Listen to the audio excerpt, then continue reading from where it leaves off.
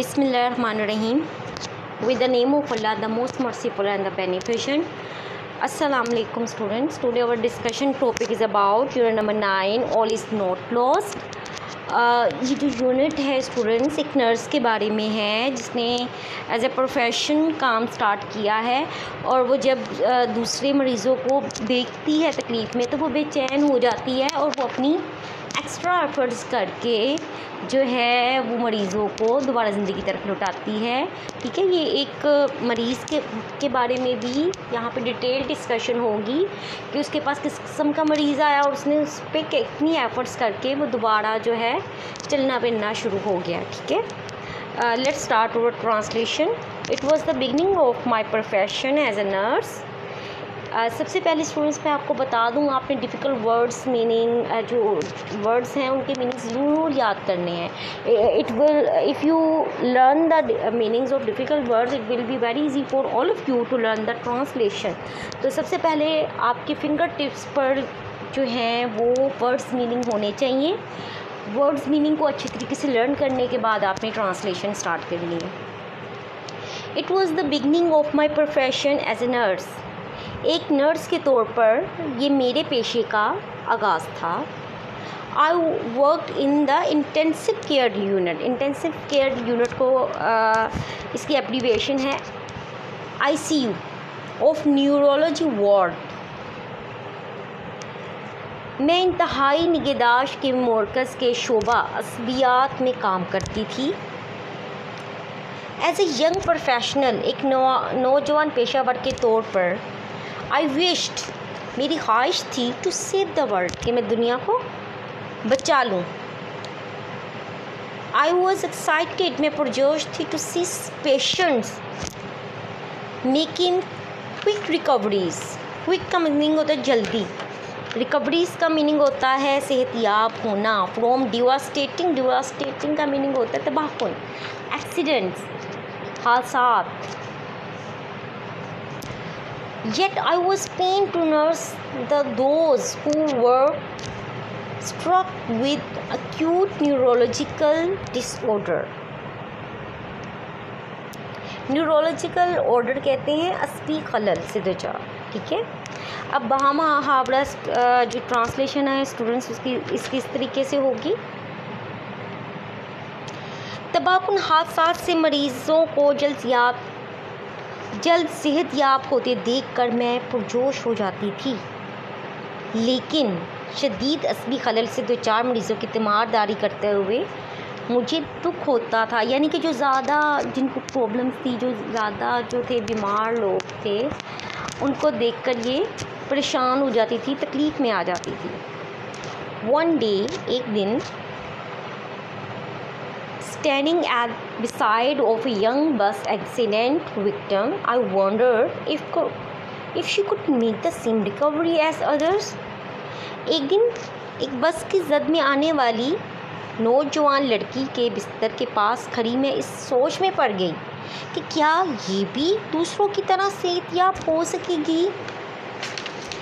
हीरा had, अब उस patient का नाम था Hira. Hira had received severe head and spinal injuries as she was hit by a speedy bus while crossing a busy road. एक मसरूफ़ सड़क को पार करते हुए एक तेज़ रफ्तार बस से टकराने पर हीरा को सर और रीढ़ की हड्डी में शदीद चोटें लगी थीं। Okay, I took her lifeless arm in my hand. मैंने उसके बेजान बाजू जो हैं अपने हाथ में लिए। I try to do several exercises, और उस पर कई जो हैं वो क्या कहते हैं एक्सरसाइजेज करना उसने शुरू कर दी। On her but in mean, लेकिन बेसूद। Also I made her young sister come and talk to her. मैंने ये भी कहा कि उसकी छोटी बहन को बुलाएं और उससे बात करें, थिंकिंग, ये सोचते हुए, that the voice of near and dear one, किसी करीबी अजीज़ की आवाज़ को सुनते हुए, one might activate the nearly dead neurons, कि उसके मुर्दा जो न्यूरॉन सेल्स हैं, असली उसको लिए हैं वो शायद एक्टिव हो जाए, ठीक है। She could see but no talk, वो देख सकती थी लेकिन बात नहीं कर सकती थी। Her eyes showed a certain helplessness, उसकी आंखें एक यकीनन एक हेल्पलेसनेस का मीनिंग वैसे होता है बेबसी को जाहिर करती थी। Okay, I could read her mind through her eyes, मैं उसकी आंखों से उसका दिमाग पढ़ सकती थी।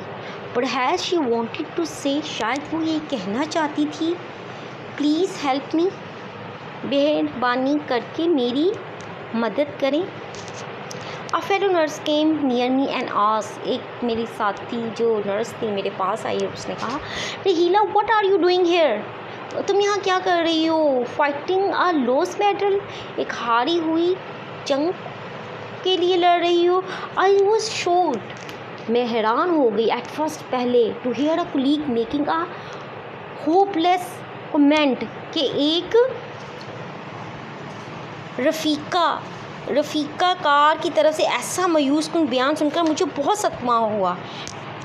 देन आई रिप्लाइड, फिर मैंने जवाब दिया, I am trying to make her brain process her sister voice, मैं इसके जहन को इसकी बहन की आवाज़ के ज़रिए फॉल, एक्टिव का मीनिंग होता है फॉल बनाने की कोशिश कर रही हूँ।